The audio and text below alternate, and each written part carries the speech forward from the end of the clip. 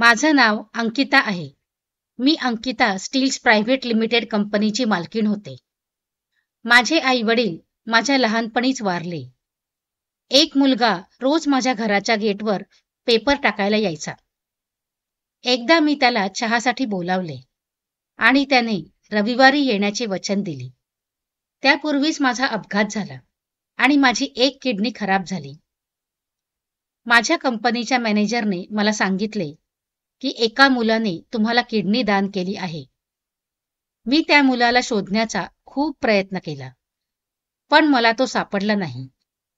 बऱ्याच वर्षांनी एक मुलगा माझ्याकडे आला. तेव्हा त्याने जे काही सांगितले ते ऐकून मी पूर्णपणे भारावून गेले. माझे नाव समीर आहे. घरची परिस्थिती हलाखीची असल्यामुळे मी सकाळी लोकांच्या घरी पेपर टाकायचे काम करायचो. एक दिवस मी सायकलच्या हँडलमधून वर्तमानपत्र काढले आणि अंकिता निवासच्या मुख्य गेटवर फेकले. तेवढ्यात गेट उघडून साधारणतः 25 वर्षांची एक सुंदर तरुणी बाहेर आली आणि म्हणाली, तुम्ही असे वर्तमानपत्र का फेकता? जर पेपर पाण्यात पडला तर? त्या तरुणीचा आकर्षक चेहरा पाहून आणि कोकिळेसारखा मधुर आवाज ऐकून मी खूप प्रभावित झालो. त्यानंतर मी त्या तरुणीला म्हणालो, मी उद्यापासून काळजी घेईन. आणि ती गेटच्या आत गेली. गेट बंद झाल्यावर मीही माझ्या सायकलवरून इतर पेपर टाकायला पुढे निघालो. मला रोज सकाळी सुमारे 200 पेपर टाकावे लागायचे. प्रत्येक घरात सकाळी 9च्या अगोदर पेपर टाकावाच लागायचा. मी इतका घाईत असायचो की मी माझ्या चालू सायकलवरूनच लोकांच्या मेन गेटवर पेपर टाकत पुढे जायचो. पेपर टाकून झाल्यावर मी वेळेवर माझ्या कॉलेजला जायचो. पण त्या दिवसापासून अंकिता निवासच्या गेटवर मी कधीही पेपर फेकला नाही. मी सायकल पार्क करून गेटच्या आतील भागात अडकवलेल्या एका पिशवीत पेपर टाकून पुढे जायचो. कधीकधी ती सुंदर तरुणी मला गेटवर भेटली तर ती मला तिच्या सुरेख आवाजात गुड मॉर्निंग म्हणायची. नकळत माझ्याही तोंडातून गुड मॉर्निंग असे शब्द बाहेर पडायचे. आज मला कॉलेजला जायला उशीर झाला होता, त्यामुळे मी कॉलेजला जाणे टाळले. मग मी घरात बसून काय करणार? म्हणून मी नाश्ता केल्यावर मी माझ्या वडिलांची ऑटो रिक्षा घेऊन निघालो. घरी बसून राहण्यापेक्षा रिक्षावर थोडे पैसे कमावता येतील या विचाराने बाहेर पडलो. मी एका प्रवाशाला स्टँडवर सोडून परत येत असताना मला अंकिता निवासमधली ती सुंदर तरुणी एका गॅरेजजवळ तिच्या कारपाशी उभी असलेली दिसली. तिला पाहून मी रिक्षा थांबवली. तितक्यात तिचे लक्ष माझ्याकडे गेले आणि ती म्हणाली, अरे तू इकडे? यावर मी म्हणालो, मॅडम, आज कॉलेजला सुट्टी आहे. तेवढेच 2 पैसे मिळतील म्हणून मी वडिलांची ऑटो घेऊन धंदा करत आहे. मला बघून ती हसली आणि म्हणाली, ऑफिसमध्ये एक अर्जंट मीटिंग होती आणि गाडीसुद्धा गॅरेजवर सोडायची होती. दुसरी गाडी घरी उभी आहे, पण ड्रायव्हर अजून आला नाही. मी इथे ऑटोचीच वाट बघत होते.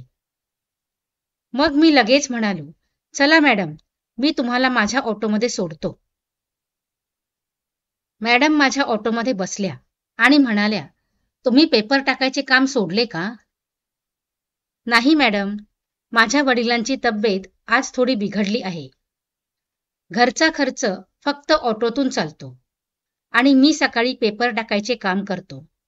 त्यातून माझा कॉलेजचा खर्च भागतो. यावर मॅडम म्हणाल्या, तुम्ही खूप कष्ट करता. जवळपास आम्ही 1 किलोमीटर पुढे गेल्यावर अचानक ऑटो बंद पडला. मी अनेक वेळा ऑटो चालू करण्याचा प्रयत्न केला, पण तो सुरू झाला नाही. ऑटोचे डिझेल संपले आहे हे समजायला मला वेळ लागला नाही. मला उदास पाहून त्या म्हणाल्या, काय झाले? डिझेल संपले का? कदाचित हे त्यांनी लगेच ओळखले होते. मी दुसऱ्या ऑटोत जाते असे म्हणत त्या ऑटोतून खाली उतरल्या. माझ्या दुर्दैवाबरोबरच माझे नशीबही कमी निघाले. ऑटोमध्ये डिझेल संपल्याने मी माझे दुर्दैव मानावे की नशीब हेच मला समजत नव्हते. पण काही अंतरावर माझा प्रिय मित्र प्रशांत त्याच्या बाईकवर बसून फोनवर कोणाशी तरी बोलत होता. मी धावत त्याच्याकडे गेलो आणि त्याला माझी कथा ऐकवली. यावर त्याने लगेच त्याच्या बाईकची चावी माझ्या हातावर ठेवली आणि म्हणाला, जा, काळजी करू नकोस. कदाचित तो त्याच्या गर्लफ्रेंडसोबत फोनवर बोलत असावा. मी बाईक घेऊन मॅडमजवळ आलो. बसा मॅडम. पण अहो, ही बाईक कुठून आणली? माझ्या मित्राची आहे. तुम्हाला तुमच्या ऑफिसमध्ये वेळेवर पोहोचवतो. ठीक आहे, चल जाऊया. असे म्हणत त्यांनी त्यांचा ड्रेस सांभाळला आणि मुलांप्रमाणे दोन्ही बाजूला पाय ठेवून माझ्या मागे बसल्या. त्या रस्ता दाखवत होत्या आणि मी बाईक चालवत होतो. खांद्यावर तिचा फुलासारखा डाव्या हातांचा स्पर्श खूप आनंददायी आणि रोमॅन्टिक वाटत होता. मी गोड स्वप्नात हरवून जात होतो. हा सुखद प्रवास कधीच संपू नये अशी मनापासून इच्छा होती. तिला मिळवण्याची इच्छा मनात डोकावू लागली. आनंदाने माझे हृदय आकाशात उडू लागले. पण आकाशात जागा न मिळाल्याने मी जमिनीवर कोसळलो. जेव्हा माझ्या कानांनी हा आवाज ऐकला, माझे ऑफिस मागे गेले. मी स्वतःवर नियंत्रण ठेवलं आणि बाईक थांबवली. तिने हळूच माझ्या खांद्यावरून हात सरकवला आणि बॅग पकडली आणि बाईकवरून उतरताना म्हणाली, तुझे खूप खूप आभार की तू मला वेळेवर पोहोचवलीस. इथे माझे ऑफिस आहे. त्यांचा हात माझ्या खांद्यावरून निसटला. जणू माझा जीव माझ्या अंगातून निसटला असे मला वाटत होते. माझे स्वप्न भंगले तेव्हा मी अंकिता स्टील्स लिमिटेड कंपनीसमोर उभा होतो. अंकिता स्टील्स हा शहरातील सर्वात मोठा आणि प्रसिद्ध स्टील प्लांट होता. मी अंकिता स्टीलचे नाव देखील चांगले ऐकले होते आणि मी हे देखील ऐकले होते की ह्या कंपनीची मालक एक मुलगी आहे. मी सावधपणे विचारले, तुम्ही या कंपनीत काम करता का? यावर त्या म्हणाल्या, नाही, माझे नाव अंकिता आहे. ही माझी कंपनी आहे. मी या कंपनीची मालकीण आहे. हे ऐकून मला माझ्यावर विश्वासच बसेना की मी इतक्या मोठ्या कंपनीच्या मालकिणीसमोर उभा आहे. यावर मी म्हणालो, मी तुम्हाला खूप दिवसांपासून ओळखतोय, पण मला माहीत नव्हतं की तुम्ही अंकिता स्टीलचे मालकीण आहात. मी मनात विचार करत होतो की आज मी त्यांच्यासोबत कोणते कोणते स्वप्न बघत होतो. मी कुठे आहे? ही माझ्यासाठी आंबट द्राक्ष आहेत आणि मी ती मिळवण्याची स्वप्न पाहत होतो. मग तिने तिची छोटी हँडबॅग उघडली आणि 500 रुपयांच्या 2 नोटा माझ्या हातात टेकवल्या. मी हात जोडून नाही म्हटलं, तरी देखील त्यांनी ते पैसे माझ्या शर्टच्या खिशात ठेवले आणि म्हणाल्या, तुमच्या ऑटोचे डिझेल संपले आहे, भरून घ्या. तेवढ्यात कंपनीचे गेट उघडून वॉचमॅन बाहेर आला आणि त्याने अंकिताच्या हातातील बॅग घेतली.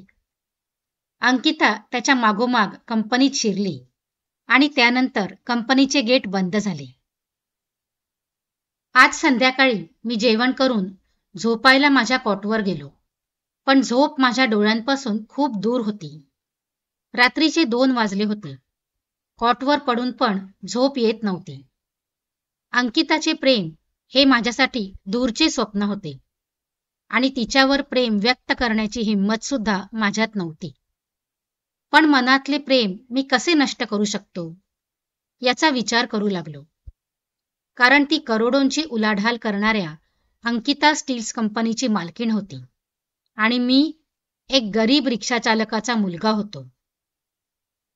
आकाशात उंच उडण्यासाठी वाऱ्याची दिशा तपासली पाहिजे, कारण तिथे निवारा नसतो. तिथून पडलो तर थेट जमिनीवर पडेल आणि मग हाडेही राहणार नाहीत. अंकिता ही माझ्या प्रेमाचा स्वीकार करणारी मुलगी नाही. तिला विसरण्यातच आपला फायदा आहे. माझी सत्सद विवेकबुद्धी मला समजावण्याचा प्रयत्न करत राहिली, पण माझे मन विसरायला तयार नव्हते. जे माझ्या नशिबात नव्हते ते मिळवण्याचा प्रयत्न म्हणजे चांदणीचा पाठलाग करण्यासारखे होते. माझ्या मनातील वेदना मला चांगल्या प्रकारे जाणवत होत्या, पण मी असहाय्य होतो. अंकिताच्या आठवणी मनात घर करून राहिल्या. रात्रभर झोप माझ्या डोळ्यांपासून दूर राहिली. शेवटी पहाटेचे 4 वाजले होते. तेव्हा मी माझी सायकल उचलली आणि वृत्तपत्र घेण्यासाठी न्यूज एजन्सी गाठली आणि तिथून ते पेपर घेऊन रोजप्रमाणे टाकायला चालू केले. शेवटी पेपर टाकत टाकत मी अंकिता निवासला पोहोचलो. अंकिता मुख्य गेटवर उभी असलेली पाहून मला आश्चर्य वाटले नाही, कारण याआधीही ती कधीकधी मी जायच्या टायमिंगला गेटवर उभी असायची. मी सायकल उभी केली आणि पेपरच्या गठ्ठ्यातून पेपर काढला आणि तो पेपर अंकिताकडे सरकवला.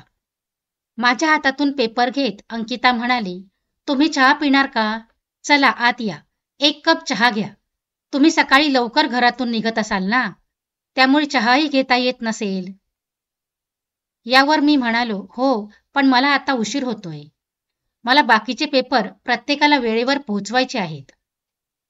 यावर अंकिता मॅडम म्हणाल्या, "तुम्हाला कोणत्या दिवशी वेळ मिळेल?" मग मी म्हणालो, "लवकर पेपर वाटून 1 दिवस नक्की येईल." "कशाला? आजच काम संपवून या ना." "आज मला उशीर झाला आहे आणि कॉलेजला जायला उशीरही होईल, म्हणून मी आज येऊ शकणार नाही." "ठीक आहे. आपण रविवारी भेटू. रविवारी कॉलेजला सुट्टी असते." "ठीक आहे. मी रविवारी तुझी वाट पाहत आहे." "हो, मी प्रयत्न करतो." हो म्हणत मी सायकलवर बसलो आणि पुढे निघालो. अंकिता तिथेच उभी राहिली. काही अंतर गेल्यावर मी मागे वळून पाहिले तर अंकिता माझ्याकडे बघत उभी होती. पेपर वाटताना मी विचार करत होतो की अंकिता मला चहासाठी का बोलावते. कदाचित तीही माझ्या प्रेमात पडली असावी, किंवा माझी गरिबी पाहून तिला माझी कीव येत असेल की मी पहाटे 4 वाजता घरातून निघतो, असे काही. माझं मन म्हणत होतं की तिला माझ्यावर प्रेम झालं असावं, पण माझ्यात असा काय गुण आहे की ती फक्त माझ्यावर प्रेम करेल. पण हे प्रेम सुद्धा एक अजब गोष्ट आहे. या प्रेमाला श्रीमंती, गरिबी, उच्च नीच भेदभाव, जातपात असं काही दिसत नाही. कदाचित तिच्याही हृदयात काहीतरी असेल. कदाचित ती सुद्धा माझ्या प्रेमात पडली असावी. काहीही असो, मी तिला रविवारी चहा प्यायला येण्याचे वचन दिले आहे. कदाचित तिला प्रेम व्यक्त करायचे असेल. मला स्वतःचाच राग यायला लागला. एवढं लांबलचक वचन का दिलं? कारण रविवार येण्यासाठी अजून 4 दिवस बाकी होते. घाईत वेळ काढता आला असता, दिवसा वेळ मिळाला नसता तर रात्री पण जाऊ शकलो असतो. पण हे 4 दिवस कसे घालवणार? उद्या सर्व वर्तमानपत्र वाटून तिच्या घरासमोरून परत जाईल. मी तिला अनेकदा गेटवर भेटतो. अंकिताला भेटायला तर कॉलेजला सुट्टीही मान्य आहे. असा विचार करून वृत्तपत्रे वाटून मी त्याच मार्गाने परतलो. पायांनी सायकलचा वेग वाढवला. अंकिता गेटवर उभी असलेली सापडेल आणि पुन्हा चहासाठी आग्रह करेल असे वाटत होते. हृदय आनंदाने उड्या मारू लागले. अंकिता निवास दुरूनच दिसत होता आणि सायकलही वाऱ्याच्या वेगाने पळत होती. पण हे काय? गेट बंद पाहून मी आकाशातून जमिनीवर आलो. माझ्या पायातून त्राणच निघून गेला. जणू मी इतके दिवस आजारी आहे असे वाटू लागले. सायकलचा वेगही मंदावला. हवेच्या वेगाने पळणारी सायकल आता रेंगाळू लागली. तिथून निराश होऊन मी घरी परतलो. मला आज कॉलेजला जाणे योग्य वाटले नाही. माझे 4 दिवस कसे गेले याबद्दल मी काय सांगू. प्रत्येक दिवस 1 महिन्याप्रमाणे गेला. मला अधिक आश्चर्य वाटले ते म्हणजे मला त्या 4 दिवसात कोणत्याही दिवशी अंकिता गेटवर सापडली नाही. आज रविवार होता. आज वचन होतं. पण आजही मला अंकिता गेटवर दिसली नाही. म्हणून मी वॉचमॅनला वर्तमानपत्र दिलं आणि पुढे निघालो. वॉचमॅनला विचारावे अशी माझ्या मनात इच्छा निर्माण झाली, पण माझ्या सद्सद विवेक बुद्धीने मला तसे करण्याची परवानगी दिली नाही. म्हणून मी पेपर देऊन पुढे निघालो. साधारण 8:30 पर्यंत मी माझे सर्व पेपर वाटले, जे मी पूर्वी कधीच इतक्या लवकर वाटू शकलो नव्हतो. मी लगेच परत अंकिता निवासच्या गेटपाशी पोहोचलो आणि गेटवर उभ्या असलेल्या वॉचमॅनला म्हणालो, मला अंकिता मॅडमला भेटायचे आहे. यावर तो वॉचमॅन म्हणाला, तुझे काय काम आहे? त्यांनी मला बोलावलं आहे. कधी? आज. वॉचमॅन काहीसा चिडून म्हणाला, पण तुला हे कधी सांगितलं होतं? 4 दिवसांपूर्वी. 4 दिवसांपूर्वी अंकिता मॅडमचा कार अपघात झाला. त्यांना खूप गंभीर दुखापत झाली आहे. तेव्हापासून त्या हॉस्पिटलमध्ये ॲडमिट आहेत. त्यांची किडनी. वॉचमॅन पुढे काय बोलला याचे मला भानही राहिले नाही. मी निराश अवस्थेत सायकलवरून धावत हॉस्पिटल गाठले. अंकिता मॅडमला ICU वॉर्डमध्ये दाखल करण्यात आले होते. हॉस्पिटलच्या गेटवर कंपनीच्या ऑफिस स्टाफ व कर्मचाऱ्यांची गर्दी होती. ते सर्व लोक वेगवेगळ्या प्रकारच्या गोष्टींबद्दल बोलत होते. किडनीची व्यवस्था अजून झालेली नाही, त्यांना किडनी नाही मिळाली कारण किडनी दान करणाराच मिळाला नाही, अशा अनेक वेगवेगळ्या गोष्टी ऐकायला मिळत होत्या. अंकिता मॅडमच्या कंपनीचे मॅनेजर खूप धावपळ करत होते. ते 5 ते 10 लाख रुपये सहज द्यायला तयार होते, पण त्यांना किडनी दान करणारा भेटत नव्हता. कंपनीच्या लोकांकडून वेगवेगळ्या गोष्टी ऐकून अंकिता मॅडमला किडनीची गरज आहे हे समजायला मला वेळ लागला नाही. अंकिताला मदत करण्याची यापेक्षा चांगली संधी माझ्यासाठी कोणतीच असू शकत नाही. तिथे उभ्या असलेल्या लोकांशी माझी ओळख नव्हती, पण मी तिथल्या एका व्यक्तीला सांगितलं की मला अंकिता मॅडमसाठी किडनी दान करायची आहे. उभ्या असलेल्या गर्दीतून आनंदाची लाट उसळली. लगेच कंपनीच्या मॅनेजर सरांना ही माहिती दिल्यावर तेही तिथे हजर झाले आणि मला पाहून ते आनंदाने म्हणाले, तुम्हाला तुमची एक किडनी दान करायची आहे का? यावर मी हो असे उत्तर दिले. जर तुम्ही स्वेच्छेने मॅडमला किडनी दान करत असाल तर आम्ही तुम्हाला या बदल्यात 5 लाख रुपयांचे बक्षीस देखील देऊ. तुम्हाला आणखी काही गरज असेल तर ते जरूर सांगा. मी माझी किडनी कोणत्याही बक्षिसासाठी किंवा मदतीसाठी दान करत नाही. मी माझी किडनी अंकिता मॅडमसाठी दान करत आहे. वैद्यकीय तपासणीनंतर हिरवा सिग्नल मिळताच मला ऑपरेशन थिएटरमध्ये नेण्यात आलं, जिथं अंकिता मॅडम आधीच बेशुद्ध अवस्थेत ऑपरेशन बेडवर होत्या. डॉक्टरांच्या टीमने मला दुसऱ्या बेडवर झोपवलं आणि एक इंजेक्शन दिले. त्यानंतर काय झालं हे मला माहिती नाही. दुसऱ्या दिवशी शुद्धीवर आल्यावर मी सुद्धा त्याच ICU वॉर्डमध्ये अंकिता मॅडमसारख्याच बेडवर पडून होतो. अंकिता मॅडम अजूनही बेशुद्धच होत्या. ऑपरेशनमुळे माझ्या डाव्या ओटीपोटात किंचित वेदना होत होत्या, पण माझी प्रकृती सुधारल्याने मला ICU मधून बाहेर काढण्यात आले आणि 2 दिवसांनी जनरल वॉर्डमध्ये शिफ्ट करण्यात आले. पण अंकिता मॅडम ICU मध्येच होत्या. त्यांच्या प्रकृतीत सुधारणा होत असली तरी प्रकृती गंभीर होती.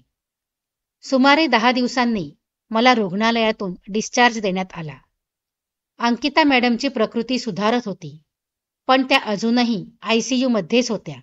हॉस्पिटलमधून डिस्चार्जच्या वेळी मला अंकिता मॅडमला भेटायचं होतं, पण काही कारणास्तव डॉक्टरांनी मला भेटू दिलं नाही. काचेच्या भिंतीतून अंकिता मॅडमला दुरून पाहिल्यावर मी माझ्या घरी पोहोचलो. 2 महिन्यानंतर माझी MBA टेक फायनल परीक्षा होती. ऑपरेशन्समुळे डॉक्टरांनीही मला विश्रांती घेण्याचा सल्ला दिला होता. त्यामुळे मी परीक्षा संपेपर्यंत वर्तमानपत्र वाटण्याचे काम सोडले. घरी राहून मी परीक्षेची तयारी सुरू केली. परीक्षेचा निकाल लागताच लाखोंच्या पॅकेजसह कॉलेज कॅम्पसमधूनच आनंद स्टील्स लिमिटेड कंपनीत असिस्टंट प्रोडक्शन मॅनेजर हे पद मिळाल्यावर माझ्या आनंदाला पारावार उरला नाही. आनंद स्टील्स ही अंकिता स्टील्सपेक्षा छोटी कंपनी होती, पण 9 लाख रुपयांचे पॅकेज माझ्यासाठी खूप मोठी रक्कम होती. जेव्हा मी आनंद स्टील्स कंपनीमध्ये पदभार स्वीकारला तेव्हा कंपनीने मला राहण्यासाठी फ्लॅट आणि ये जा करण्यासाठी 4 चाकी गाडी दिली. मी माझ्या आईवडिलांसोबत जुने मोडकळीस आलेले घर सोडून नवीन फ्लॅटमध्ये राहायला गेलो. मी माझ्या वडिलांचा ऑटोही विकला. भगवंताच्या स्तुतीमध्ये ते आपले जीवन जगू लागले. घरी कपडे भांडी धुण्यासाठी मोलकरणी येऊ लागल्या. त्यामुळे आईलाही आराम मिळाला. मी नवनवीन प्रयोग करून कंपनीच्या उत्पादनात सुधारणा करू लागलो. वर्षाच्या अखेरीस त्याचे परिणामही चांगले येऊ लागले. आनंद स्टीलने कमी किमतीत चांगल्या दर्जाच्या अधिक मालाचे उत्पादन सुरू केले. त्यामुळे आनंद स्टील्सने बाजारपेठेत आपला दबदबा निर्माण केला. माल कमी किमतीत मिळू लागला आणि वर्षअखेरीस आनंद स्टीलच्या व्यवसायात मोठी तेजी आली. आनंद स्टीलने व्यवसायाच्या पहिल्या आर्थिक वर्षात अंकिता स्टील्सला मागे टाकले. अंकिता स्टीलचा व्यवसाय पूर्वीप्रमाणेच सुरू असला तरी गेल्या वर्षभरापासून आनंद स्टीलने उत्पादन आणि बाजारपेठेत अंकिता स्टील्सला मागे टाकले होते. अंकिता स्टील्सने अनेक वेळा आपल्या कंपनीच्या स्टाफच्या बैठकाही घेतल्या, पण परिस्थिती फारशी सुधारली नाही. तेव्हा अंकिता मॅडमने त्यांच्या स्टाफला आनंद स्टीलचे उदाहरण देताना त्या म्हणाल्या की आपल्यापेक्षा लहान असतानाही ती कंपनी आज आपल्या कंपनीला मागे टाकून पुढे गेली आहे. आनंद स्टील कंपनी ही एक अगदी नवीन कंपनी आपल्यासमोर आहे आणि ती झपाट्याने आपल्याला मागे टाकत आहे. याचे कारण काय? तेव्हा त्यांच्या कंपनीच्या मॅनेजरने सांगितले की गेल्या वर्षी आनंद स्टील कंपनीने एक नवीन अभियंता समीर जोशी यांची प्रोडक्शन मॅनेजर म्हणून नियुक्ती केली होती. तेव्हापासून आनंद स्टीलच्या उत्पादनाला गती मिळत आहे. उत्पादन वाढत गेले आणि तेव्हाच त्यांची बाजारपेठेतील स्थिती चांगली झाली. तेव्हा मॅडम त्यांच्या मॅनेजरला म्हणाल्या, मी पहिल्यांदाच समीर जोशीचे नाव ऐकत आहे. तुम्ही कधी समीर जोशीला भेटले आहात का? नाही मॅडम, समीर जोशींना भेटण्यासाठी अपॉइंटमेंट घ्यावी लागते. तुम्ही उद्या त्याला भेटण्याचा प्रयत्न करा किंवा असे करा, उद्या त्याला माझ्या ऑफिसमध्ये बोलवा. मी इथे बसून त्याच्याशी चर्चा करेल. आपण त्याला दुप्पट पगार देऊ आणि त्याला आपल्या कंपनीत सामील करून घेऊ. आत्ता लगेच त्याच्या ऑफिसच्या भेटीसाठी पत्र टाईप करा आणि पाठवा.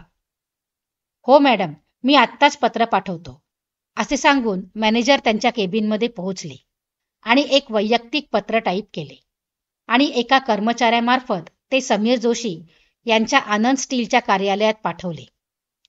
नवनवीन प्रयोग करण्यासाठी मी अनेकदा रात्री 8 ते 9 वाजेपर्यंत कंपनीत असायचो. अंकिताचे पत्र मिळाल्यावर मनात एक असीम आनंद झाला. अंकिताच्या पत्राने हृदयात दाटलेले प्रेम पुन्हा जागे झाले. मला खरंच आज संध्याकाळी तिला अंकिता निवासला जाऊन भेटायचं होतं, पण ते शिष्टाचाराच्या विरुद्ध होतं. आमंत्रण उद्याचं होतं.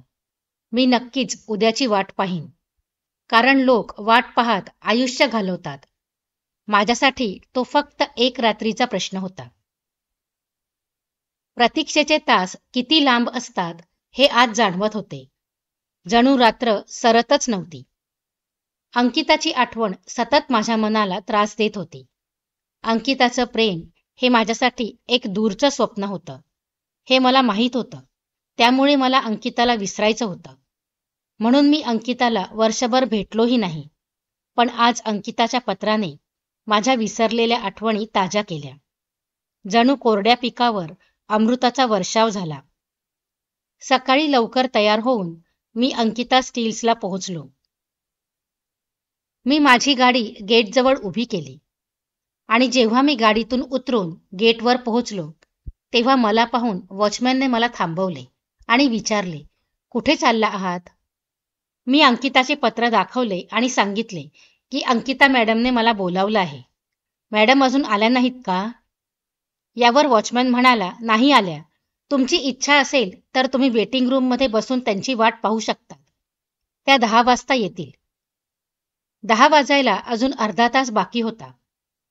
मी वेटिंग रूममध्ये बसून काय करणार? गेटवर उभा राहणं मला योग्य वाटलं. मी वाट पाहत गेटवर उभा होतो आणि मग सुमारे 10-15 मिनिटांनी एक चमकणारी कार रस्त्याने येताना दिसली आणि अंकिता स्टीलच्या गेटवर थांबली. वॉचमॅनने गेट उघडेपर्यंत अंकिता गाडीतून खाली उतरली आणि ड्रायव्हरला पुढे जाण्याचा इशारा केला. मग अंकिता माझ्याकडे बघून हसली आणि म्हणाली, अहो तुम्ही इथे का उभे आहात? यावर मी म्हणालो, मी तुम्हाला भेटायला आलो आहे. इतक्या दिवसांनी तुला आमची आठवण कशी आली? मग मी म्हणालो, तुमच्यावर एक चहा थकीत होता. आज तुम्हाला कर्जातून मुक्त करण्याचा विचार आहे. का नाही, चहा पण मिळेल आणि चहासोबत नाश्ता पण. चला ऑफिसमध्ये बसून बोलूया. अंकिताच्या मागोमाग मी ऑफिसला पोहोचलो आणि ऑफिसमध्ये सोफ्यावर बसलो. एका कर्मचाऱ्याला काही सूचना दिल्यानंतर अंकिता माझ्या समोरच्या सोफ्यावर बसताना म्हणाली, आता मला सांगा कसे आहात? मी ठीक आहे. आजकाल तुम्ही काय करता? तुमचे वर्तमानपत्राचे काम कसे चालले आहे? खूप दिवसांपासून पेपर द्यायला का येत नाही? तुमच्याऐवजी दुसरा कोणीतरी मुलगा वर्तमानपत्रे पोहोचवायला येत आहे. मी पेपर टाकण्याचे काम सोडले आहे मॅडम. मग काय ऑटो वगैरे चालवता का? नाही, मी माझ्या वडिलांचा ऑटोही विकला.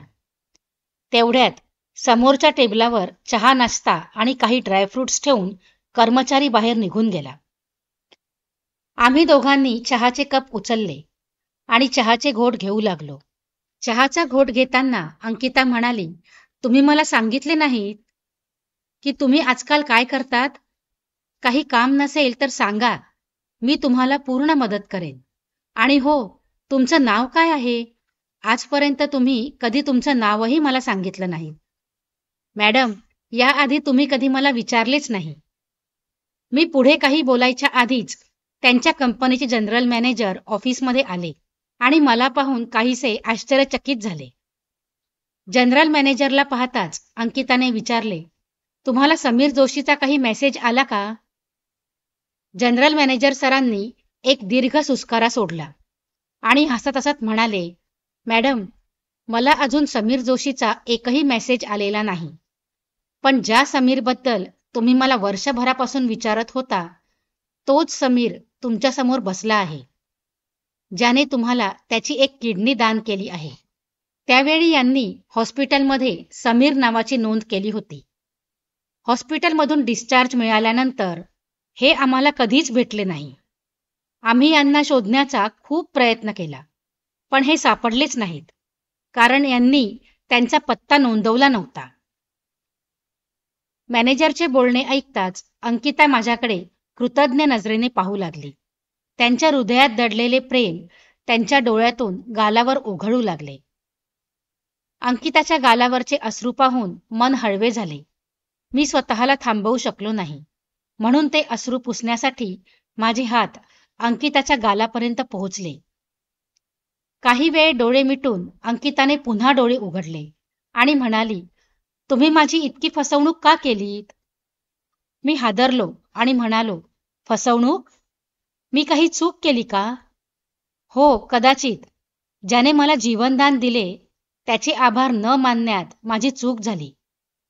कारण तुम्ही मला किंवा माझ्या माणसांना तुमची ओळख सांगितली नाही. सूर्य बनूनही कायम लपून राहिलात. जर तुम्ही मला तुमची किडनी दान केली नसती, तर ही अंकिता आज या जगात राहिली नसती. तुम्ही किडनी दान करून मला जीवनदान दिले, म्हणूनच ही अंकिता आज तुमच्यापाशी बसली आहे. नाहीतर त्याच क्षणी माझा मृत्यू झाला असता. हे धडधडणारे हृदय आणि येणारे जाणारे श्वास फक्त तुमच्यामुळेच आहेत. असे म्हणत अंकिताने तिचे डोके माझ्या खांद्यावर ठेवले आणि माझे हात अंकिताच्या डोळ्यातील अश्रू पुसू लागले. कंपनीचे जनरल मॅनेजर हे सगळे दृश्य पाहून शांत बसले होते. त्यांची अनुभवी नजर अंकिताच्या चेहऱ्याचा अभ्यास करत होती. ते उभे राहिले आणि म्हणाले, मॅडम, समीर जोशी आत्तापर्यंत यायला हवे होते, पण ते अजून आले नाही. मी त्यांना पुन्हा मेसेज केला आहे. हे सांगून ते बाहेर गेले. ते बाहेर गेल्यावर अंकिताने मला मिठी मारली आणि म्हणाल्या, मला सांग समीर, तू आत्तापर्यंत कुठे होतास? माझ्या अंगातून एक थरकाप उडाला. अंकितासोबत प्रेम करण्याचे माझे स्वप्न पूर्ण होत होते. तीच अंकिता जिचे प्रेम मला दूरचे वाटले होते. मी खूप नशीबवान होतो की अंकिता सुद्धा माझ्यावर प्रेम करू लागली होती. अंकितासमोर मी फक्त सामान्य मुलगा होतो आणि ती एका कंपनीची मालकीण होती. किडनी दान केल्यानंतर वर्षभरात तू माझ्याकडे का आला नाहीस? मी माझी किडनी देऊन काही उपकार केले नव्हते आणि ते व्यक्त करायला मी तुझ्याकडे आलोही नसतो. माझ्या मनाने तुझ्यावर प्रेम केले होते. त्या प्रेमासाठीच मी माझी किडनी तुला दिली होती. पण काही कामात व्यस्त होतो म्हणून मी तुझ्याकडे येऊ शकलो नाही. कामात व्यस्त? काय काम करतोस? वर्तमानपत्र वाटणं तर तू सोडून दिली आहेस. मी आनंद स्टील्स कंपनीमध्ये आहे. आनंद स्टील कंपनीमध्ये काय काम करतो? तू माझ्याकडे येऊ शकला असता. मी तुला माझ्या कंपनीत चांगली नोकरी दिली असती. मला कॉलेज कॅम्पसमधूनच नोकरी मिळाली. मी तिथे प्रोडक्शन मॅनेजर आहे. Production manager? तू समीर जोशी तर नाही ना? हो, माझे नाव समीर जोशी आहे. समीर जोशी हे नाव ऐकताच अंकिताचा आनंद गगनाला भिडला. तिने आनंदाने मॅनेजरला बोलावले. अंकिताचे ओरडणे ऐकून मॅनेजरसह इतर विभागांचे व्यवस्थापक आणि काही कर्मचारी धावत आले. आनंदाने वेडी झालेली अंकिता मॅनेजरला म्हणाली, काका, आपल्याला ज्या समीर जोशीची गरज होती तो अपेक्षेपेक्षा कितीतरी पटीने चांगला निघाला. आज तो आपल्यासमोर उभा आहे. असे बोलताच अंकिताने मला सर्वांसमोर मिठी मारली आणि माझ्या आयुष्याची खरी कथा इथून पुढे सुरू झाली. मित्रांनो, तुम्हाला माझी ही कथा आवडली असेल तर व्हिडिओला लाईक नक्की करा आणि चॅनलला सबस्क्राईब करायला विसरू नका. धन्यवाद.